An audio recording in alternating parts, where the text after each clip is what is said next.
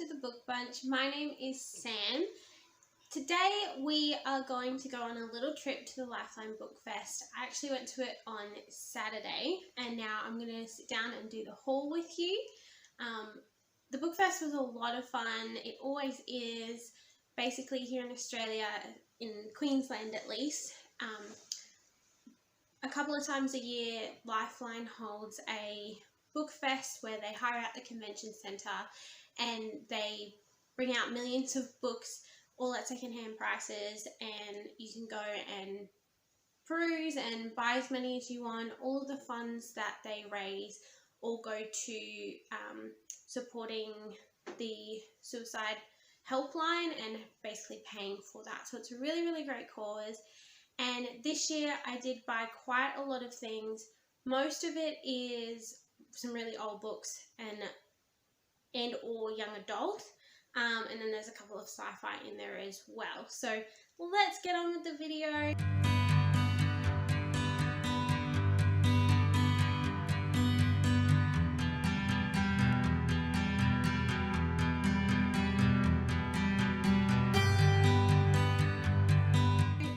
First we're going to start with the classics that I picked up. So the first book that I got is a really old copy of the Methodist hymn book. I actually got this one for my dad because he loves old hymn books and collecting all of that because we grew up in the church and his dad was a pastor. So I thought this would be really great to give him as just a little like memento of his childhood and growing up and having hymn books. Hymn books were a little bit outdated when I was a kid, but when he was a kid they were definitely around. So I thought I'd pick this one up for him. The next book we have is a really, really old copy of Notre Dame. It's actually falling apart, so I have to be really careful when I open it because some of the pages are trying to fall out, but it's a really beautiful old original copy of the story, which I'm really looking forward to because the only rendition of Notre Dame I've seen is the Disney movie, but I'm really looking forward to actually reading the original. It does have this beautiful embossed cover, but you can't quite tell because it's kind of aged a little bit. Next we have The History of Mr. Polly by H.G. Wells. It's just an old classic edition of the book. I have a lot of H.G. Wells. He's one of my favourite science fiction authors, and I actually didn't have a copy of The History of Mr. Polly, so I'm really looking forward to this one. I will definitely be reading this one, and it's not in such poor condition that I'm not going to be stressing the whole time that it's going to break, so that one's really good. Next book that I picked up is The Glad Eye by Sea Ranger Gull, which I have never actually heard of. I actually picked it up because the cover is just stunning. I don't know if you guys can see it. It's really beautiful. It's got this it must have been gold brushed at some point because there's you can tell that it used to have gold on it. And same with the spine.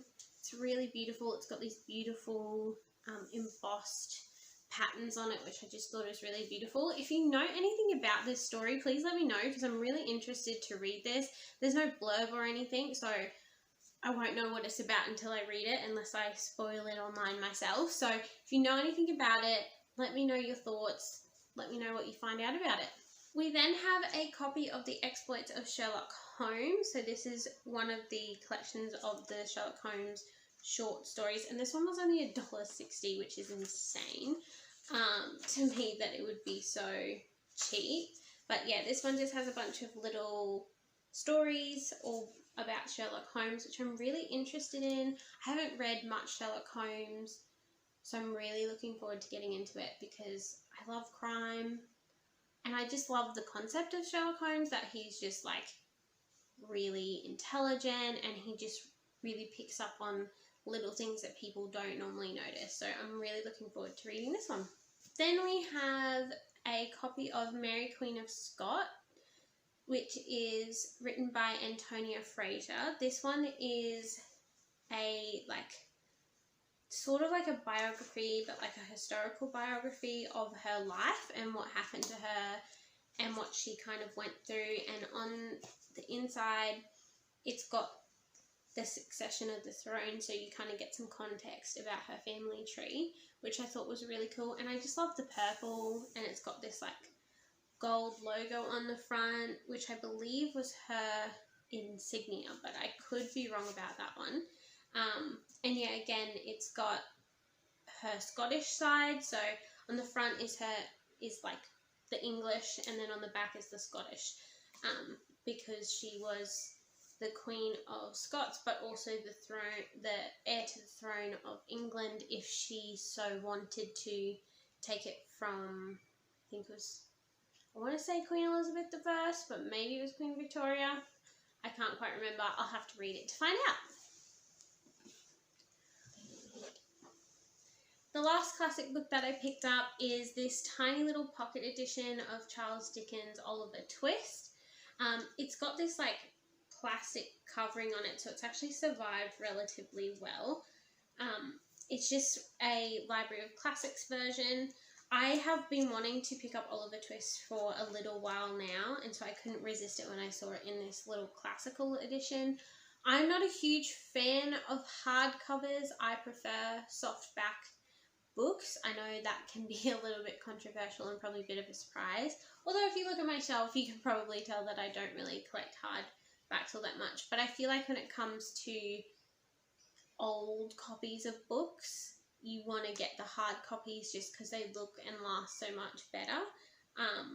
So that's why I picked up some of these. It's to go along with my old copy of Shakespeare that I got from my granddad. So it now has some companions to go with it in regards to the old books to put on display.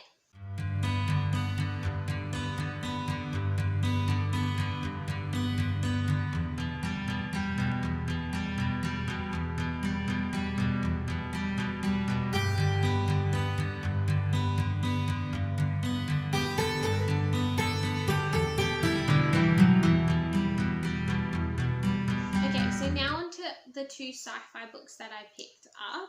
The first one is Shadow's Edge by Brent Weeks. This is the second one in the Night Angel trilogy. If you saw my last book haul, I actually bought the first one firsthand, and then when I was going through the Lifeline Bookfest, I happened to find the second book in the series, so I thought that I would pick it up while I saw it. I'm actually kind of glad I had already bought the first one firsthand because they didn't have a copy of it secondhand at the Bookfest. So I managed to pick this one up, which saved me quite a few dollars. The next sci-fi book that I picked up is To the Blight by Robert Jordan. This is part 2 of The Eye of the World, which I believe is the first book in the Wheel of Time series. I have been trying to slowly collect secondhand copies of the Wheel of Time. I've got book 3 and book 8, and now I've got the second part of book 1, so I need to try and find a secondhand copy of the first part, which is called From the Two Rivers. But yeah, if you happen to know where I can find any secondhand copies of the Wheel of Time, I would greatly appreciate it. I'm really looking forward to this series. It's an iconic in the sci-fi fantasy world. This is more fantasy than it is sci-fi, because it is an epic tale. It has 15 books in total, which is crazy, and all the books are around 1,000 pages each, so it's a huge ordeal, but I'm very much so looking forward to it. So many YouTubers rave about this series if they read fantasy or sci-fi, so I'm really, really looking forward to reading that one.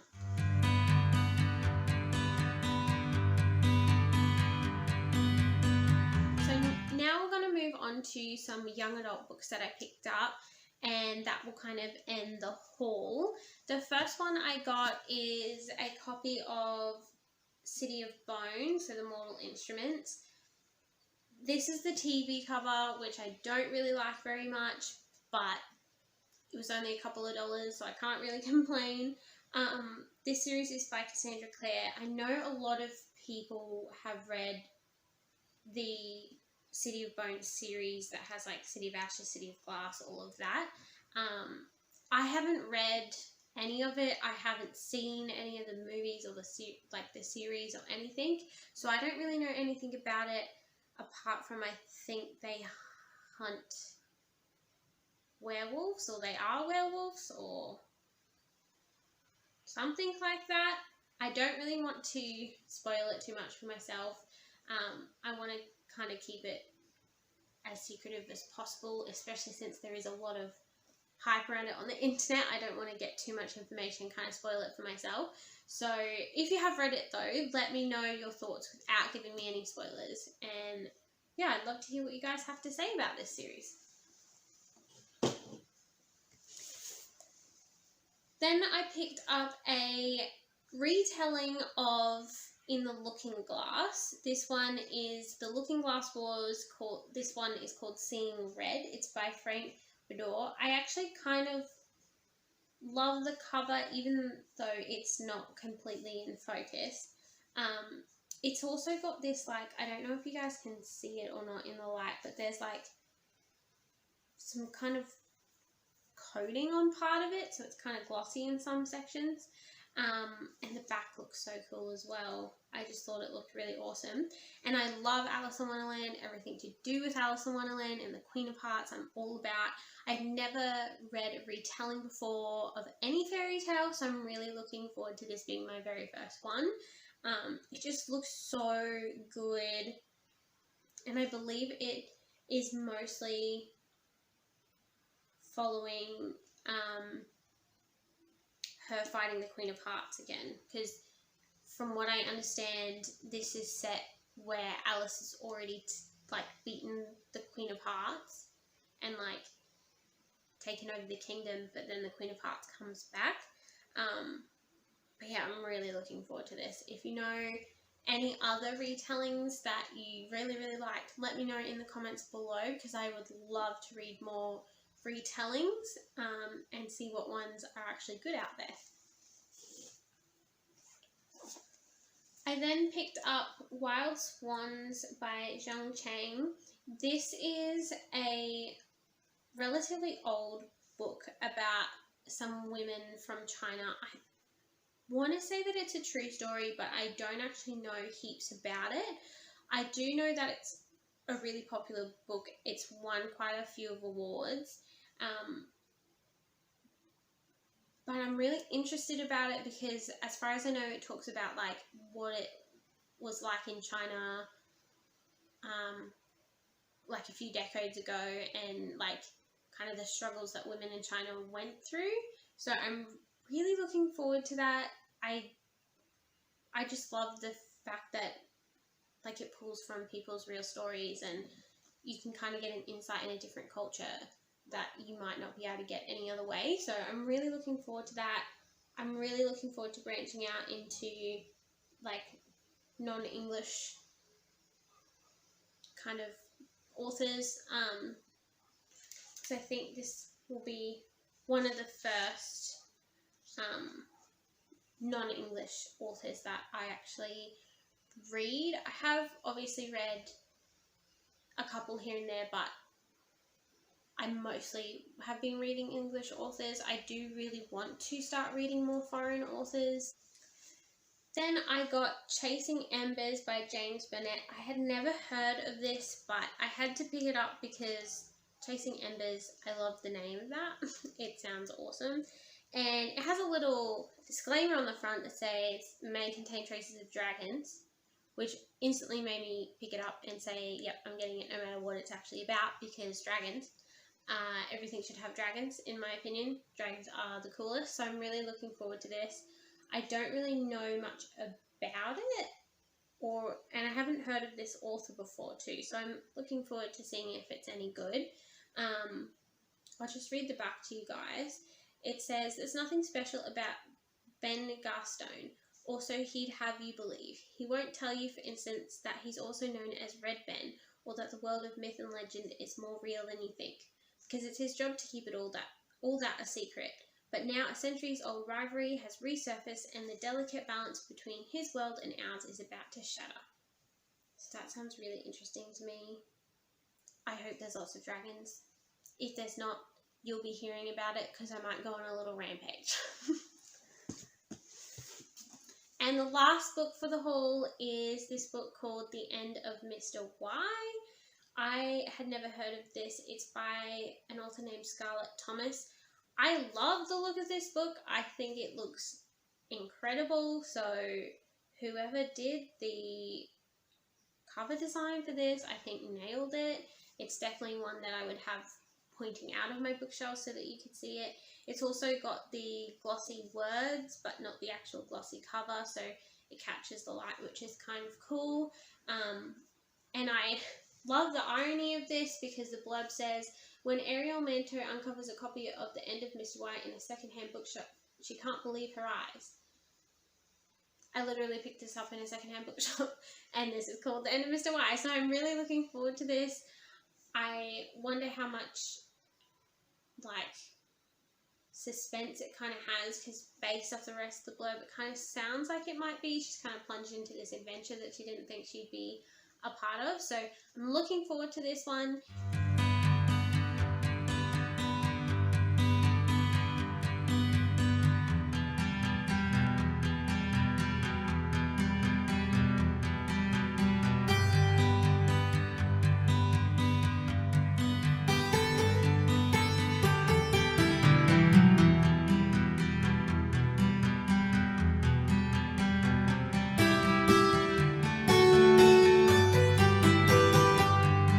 Thank you guys for watching. If you have read any of the books that I mentioned today, open a chat in the comments below. I'd love to hear your thoughts. I'd love to respond to your thoughts and get a discussion going. I always want to hear what you guys have to say. Don't forget to like and subscribe, and I'll see you guys in the next video. Thanks.